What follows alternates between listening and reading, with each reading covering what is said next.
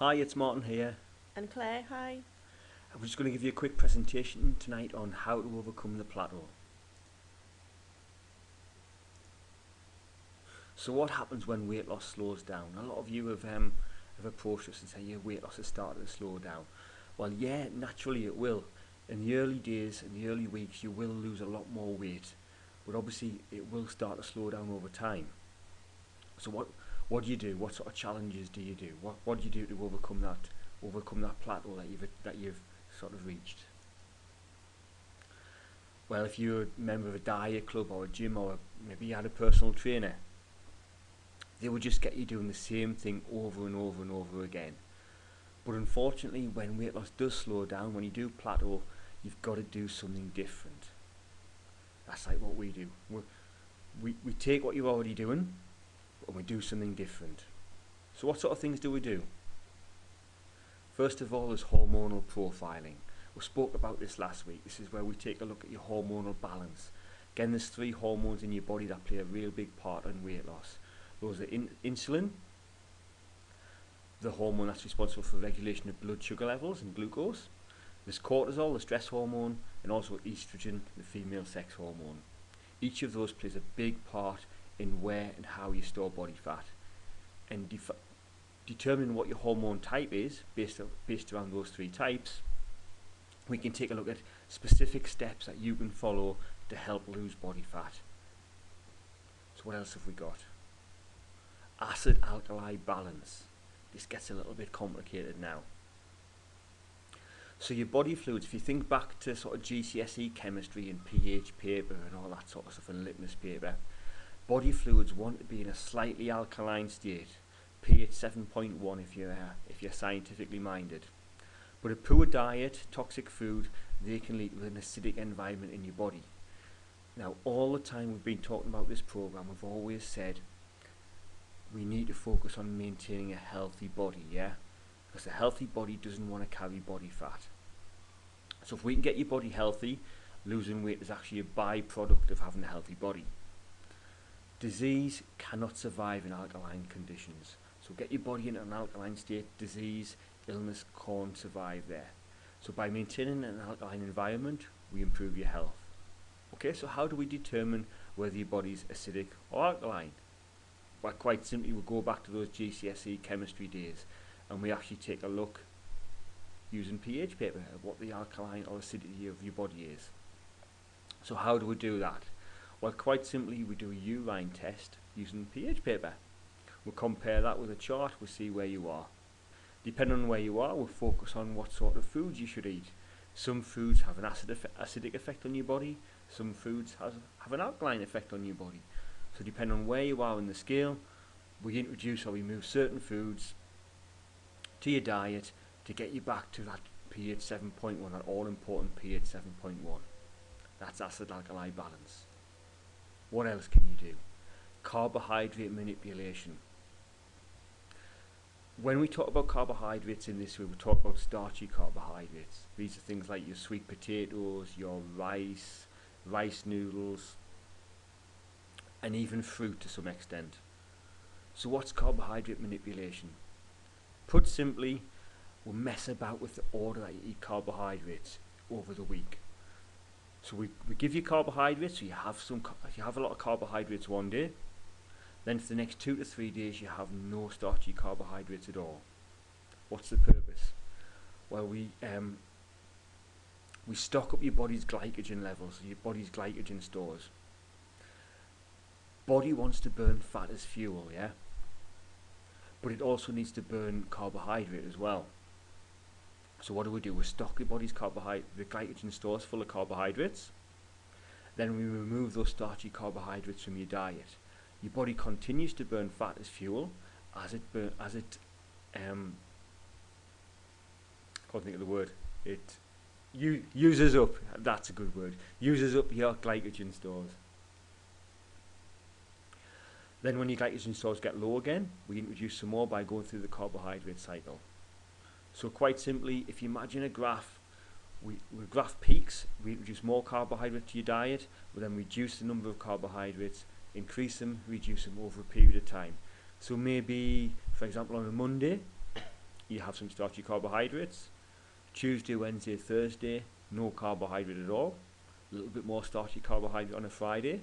Saturday, Sunday, Monday, no starchy carbohydrates. So imagine this big wave of having it, then removing from your diet. Introducing them, removing them from your diet. That's carbohydrate manipulation.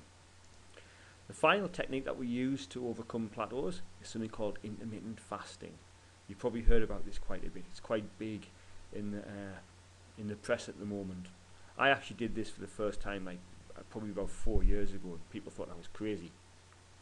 But now it's like a real big thing. So what is intermittent fasting? Quite simply, it's skipping breakfast. The thing is, intermittent fasting is actually quite an advanced technique. Like I say, it's in the press and everybody's talking about intermittent fasting, but to get maximum results, it has to be done properly. If it's not done properly, it's not going to deliver the same sort of result, and it can actually deliver a negative result if it's done incorrectly. So you've got to follow a correct intermittent fasting plan. What you've got to do, you've got to lead into the fast correctly. You've got to make sure your body's nutrient dense. So you've got to take on a lot of nutrients in the days leading up to your fast. A lot of greens, a lot of vitamins, a lot of minerals. Get your body really, really nutrient dense. You then have your last meal around about 8 p.m. Then you eat nothing at all for 16 hours. 16 hours is key. It's the minimum time you should do an intermittent fast for, 16 hours. During that 16-hour period, all you should consume is water and herbal teas, nothing else. A lot of these crazy intermittent fasting diets, you see, talk about having 500 calories or anything like that. That's not going to work with intermittent fasting. Intermittent fasting is like hitting a big reset button on your body, on your digestive system. You've got to give your digestive system a rest. That's what's key. It allows your hormonal balance to reorganize itself. And obviously, like I say, put a big reset button on your digestive system. At the end of the 16 hours, you must break your fast with a liquid meal. Now, there's one big reason why you should do it that way. If you imagine your digestive system, it's used to producing all these enzymes. These enzymes are what break down the food. Now, if it's had no food going through it for 16 hours, the enzyme production will have slowed right down to potentially have stopped. So as soon as some food hits your digestive system, there's not going to be enough enzyme there in your intestine to digest the food. So the simple solution is you break your fast with a liquid meal. One of the best things, the thing I use myself is something called lean greens. I love leangreens.co.uk if you head over that way. It's a liquid drink full of nutrients. Break your fast with a liquid meal. It can either be a greens drink like the lean greens, or it could be some soup. Two reasons. One is because it's a liquid meal, it's easily digested, easily absorbed, and it doesn't have that massive impact on your digestive system when there's no enzymes there to break food down. Once you've had your liquid meal, about 20 minutes later have a normal meal. Lots of greens, lots of protein, lots of fat, and then continue to eat normally for the rest of the day. That, in a nutshell, is intermittent fasting. So guys, there you go, four ways to overcome the plateau. Hormonal profiling, acid-alkali balance, carbohydrate manipulation, and intermittent fasting. All used correctly can really get you over that plateau. And on some of the programs that we do, we use all these pretty much in that sequence as well. You've got to get the sequence right. It's no good just deciding, okay, I'm going to intermittent fast tomorrow. Everything else has to be in the right place. Got to imagine a big jigsaw puzzle, yeah? You've got to have all the pieces of the jigsaw in the right place first. You've got to get your hormonal balance right, your acid-alkali balance. You've got to get the carbohydrate manipulation right. If you're having carbohydrates at the wrong time, intermittent fasting ain't going to work. You've got to get all the pieces of the jigsaw right. Get them all right. Weight loss is easy. Simple as that. Okay, so we're going to talk just a little bit, not for very long, about some goal setting and what that plateau actually means. Because it's a genuine state that people reach. I've reached it myself. But really the plateau is about your self-limiting beliefs. So many people, including myself, will say, I just can't lose anymore. I've been at this weight for that long now. Nothing I do gets me past it. Actually, that's not true. As Martin's just said, there's lots of things that you can do to change what you're doing, change what your habits are, to allow you to overcome the plateau. But none of those are going to work if you still tell yourself that you can't make the change. So it's about not limiting yourself. It's about thinking big and believing that you can achieve more than you've achieved before. The first point there, the conscious mind is a direct link to the subconscious mind. If you think about that, it will help. Because, I have to move to the next slide. There we go. Maximum efficiency takes place in the subconscious mind. Now, not a lot of people realise that, but we actually work from our subconscious mind. Everything that we do, all the habits that we have, come from the subconscious mind. But the only way we can get the messages to it is by consciously thinking about things. So it's kind of like a direct link. Think about something, make a conscious effort to do something, your subconscious mind picks up on it, and then you should do it. For that reason, you need to consciously focus on your goals. It's no point in thinking to yourself, I can't do it, I'll never get there, because actually you're consciously thinking about that, and therefore your subconscious mind is never ever going to strive to find the solutions to anything. What you need to be doing, if you focus in your conscious mind on goals and on something positive, then you'll find the solutions and not the problems. Your subconscious mind will figure out a way, and will find you a path. It will create opportunity for you to meet those goals. One way we can do this, consciously thinking about things, is to have lots of reminders, lots of affirmations, maybe use a vision board. I don't know if any of you have used them before. This is where you literally get a piece of card or a bit of paper, a scrapbook, whatever it is, cut out pictures, draw things, write motivational words, whatever it is, that's going to help you keep focused on your goal.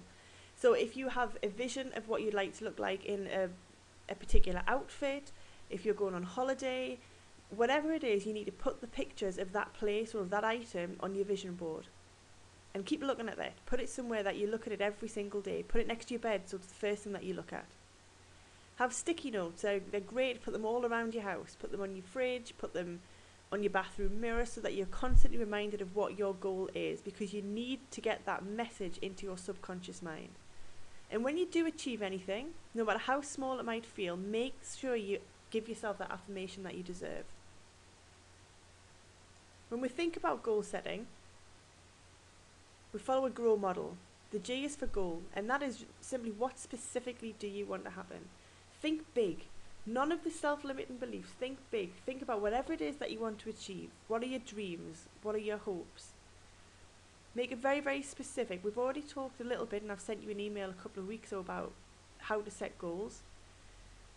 Think about the specifics of it. The R for grow is about reality. So think about what's actually happening now. How close are you to achieving the goal that you initially set out to achieve? I know lots of people who have followed this program have already achieved their goal, and some have even surpassed it, which is absolutely fantastic. But then that's about resetting yourself a new goal, whatever that may be. If you think about what's happening now and where you're at, if you think about on a scale where 1 is you've taken no steps and done absolutely nothing to achieve that goal, none of you will be there just by the very nature of the fact that you're watching this presentation and that you signed up to the 28-day plan.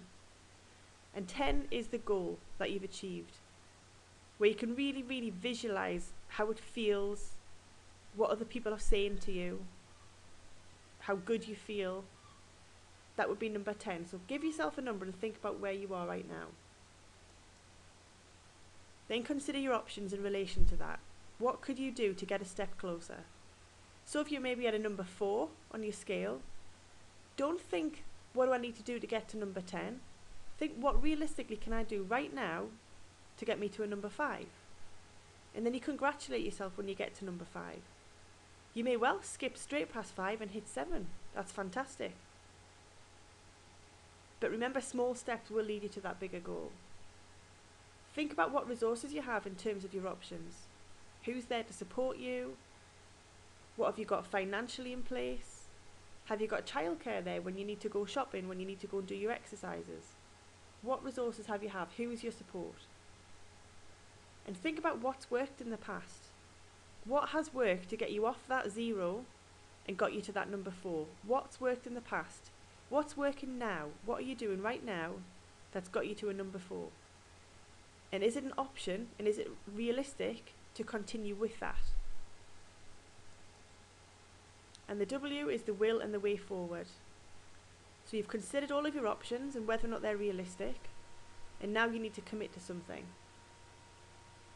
So figure out exactly what it is that you will commit to doing, and make that commitment to yourself, and hold yourself accountable by telling other people, writing it down, putting it in the Facebook group, whatever you need to do, putting it on your sticky notes, on your vision board. Make yourself accountable to somebody else, not just to yourself. And figure out when you'll do it and commit to that. Put yourself a time scale. Otherwise the potential to achieve it is reduced hugely. But just remember, when it comes to your goal, it's really, really important to keep focused and to keep it in your conscious mind, to send that signal to your subconscious mind, because that's where the most things will take place. That's where we think from. So there we go, guys. There's some strategies to overcome those plateaus, some nutrition strategies, and obviously some strategies you can use yourself. Get your mindset in the right place. Let's overcome those plateaus that we're at. That's all from us for now. If you have any questions at all, please post them in the Facebook group, and we will be in and out of there to help you out and answer them. Thanks for watching, and we'll see you later. Bye.